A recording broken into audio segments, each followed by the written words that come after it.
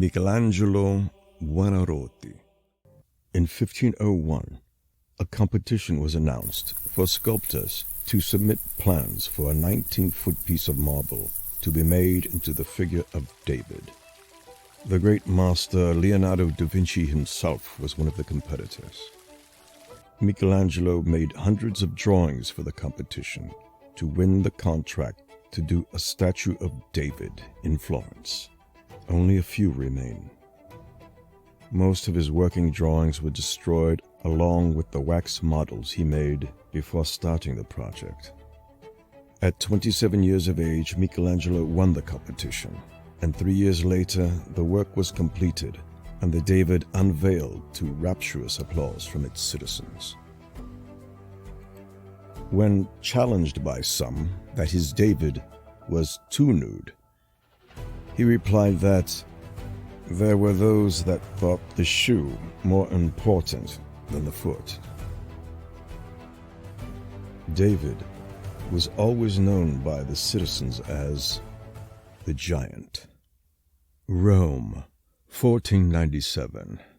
Michelangelo was given his first commission in the city, a statue of the Roman god Bacchus, to be done in the classical style.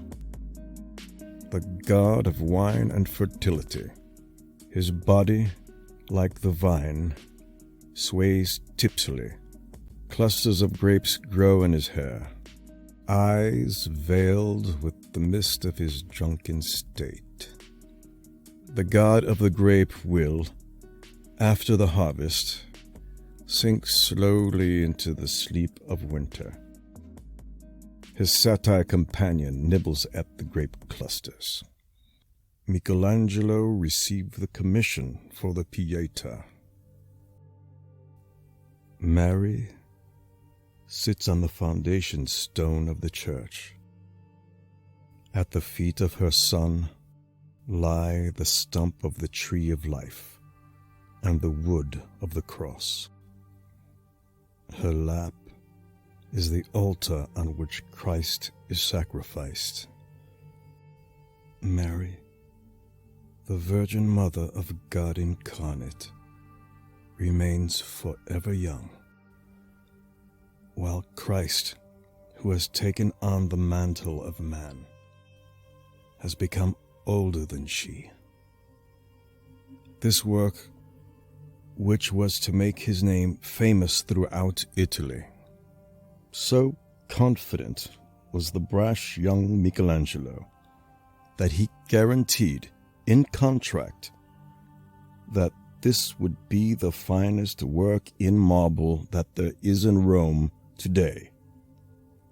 When it was installed, it was received with immediate and widespread acclaim. All work in Florence was abruptly halted when in March 1505, Michelangelo was summoned to Rome by the Pope, the first of a long line of popes who were to consider the services of the great sculptor as essential to their image. The Sistine Chapel. By the time Michelangelo received the commission to paint the ceiling, the walls of the chapel had already been decorated in fresco by the greatest masters of the age. Michelangelo wanted his work to surpass all that had been done on the walls below. For him, every space, every niche brought on another idea, another figure, a grander and grander vision of the universe. In the flattened surface of the central vault, he painted 9 dominant representations of creation: the fall and the flood, God dividing light from darkness, God creating the sun and moon and planets, God dividing waters from the earth, the creation of Adam, the creation of Eve, the fall of man and his expulsion from Eden,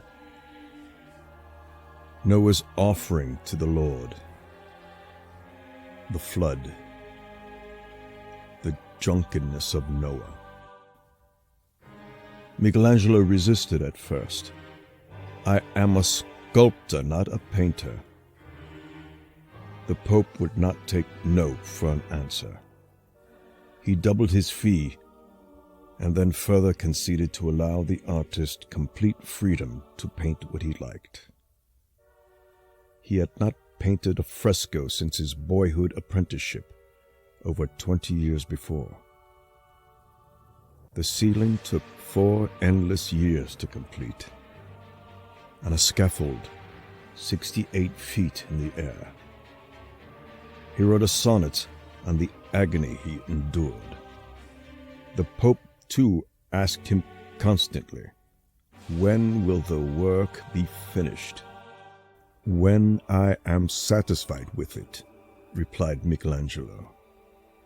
The chapel was reopened in 1512. In 1527, Rome was sacked and burned by an army of mercenaries, flying the banners of the Holy Roman Emperor, but in fact motivated by Martin Luther, who sought to reform all of Christendom. Michelangelo believed in the free, self-determined Republic of Florence, and in 1529 decided to help the people build the fortifications of Florence and fight off the Medici onslaught led by the armies of the Pope. Their fight was futile. In 1530, the Medici were restored and Michelangelo fled for his life. Rather than leave the city, he remembered from his youth in the Medici court an underground passage connecting the chapel to the palace. There he hid for 90 days, living only on water and crumbs of bread. He began to draw on the walls with frenzied determination as the rioting continued in the streets above. He drew over 50 drawings on the walls, memories of works, of present concerns, and intimations of the future. All are there. This extraordinary chamber was only discovered in 1975 and is indispensable evidence for the study of his life and work. Shortly after Michelangelo was born, his mother was again pregnant, so Michelangelo was put out to a wet nurse in a stonecutter's family, where, in his own words, drew in the sound of hammer and chisel with his nurse's milk. He lived with the stonecutters on and off for 10 years or so. His father brought him back to Florence to send him to school. He spent his days drawing and painting, and hanging around the numerous artist workshops in the city. Florence itself became his teacher, and he studied its exquisite works of art with the close observation of the born artist. The cathedral dome, Giotto's bell tower. Nothing altered his desire to be an apprentice at some workshop to learn the artist's trade. He at long last persuaded his father to let him become an apprentice. He studied the art of frescoes. Above all, he learned the technique of stone carving. From this period come 2 of his early stone carvings, the Madonna of the Stairs. He was only 15. Mary, the Mother of God, and the guardian of his death, is seated upon the rock on which his church is founded. At 17, he created the Battle of the Centaurs, which illustrates an antique fable and shows him grappling with the naked human body in violent pagan action. Here, Hercules battles against the centaurs, those mythical creatures, half beast, half man.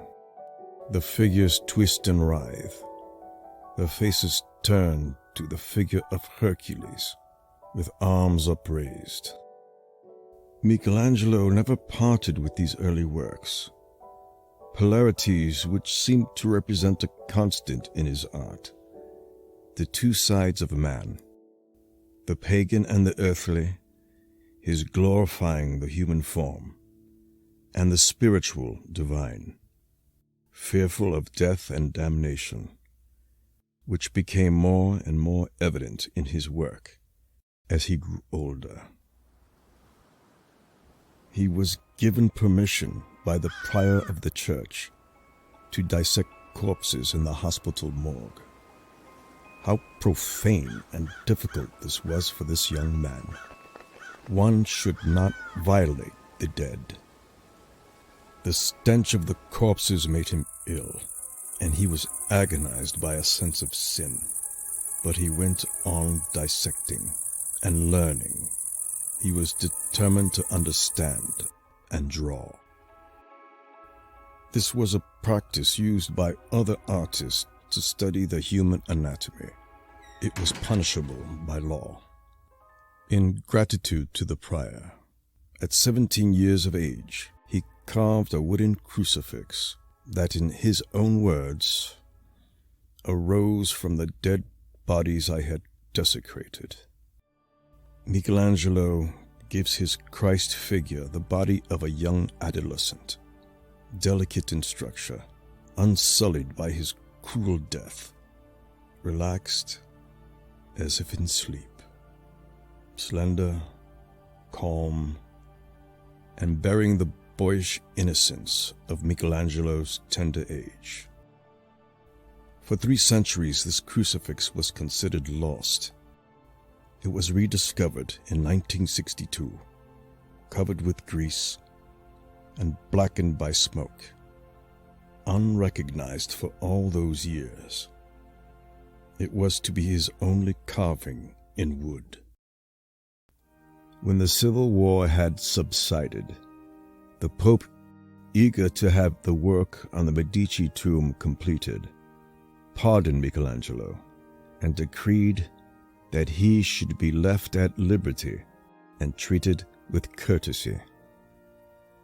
So he returned to his work on the tomb and the library. 10 long years of work lay ahead before the tomb would be completed. During his last years, he worked on 3 Pietas. His life has come full circle. From the proud and confident Pieta of his youth to the tragic and intensely moving Pietas of his old age. Michelangelo died on February 18th, 1564, just several weeks shy of his 89th birthday.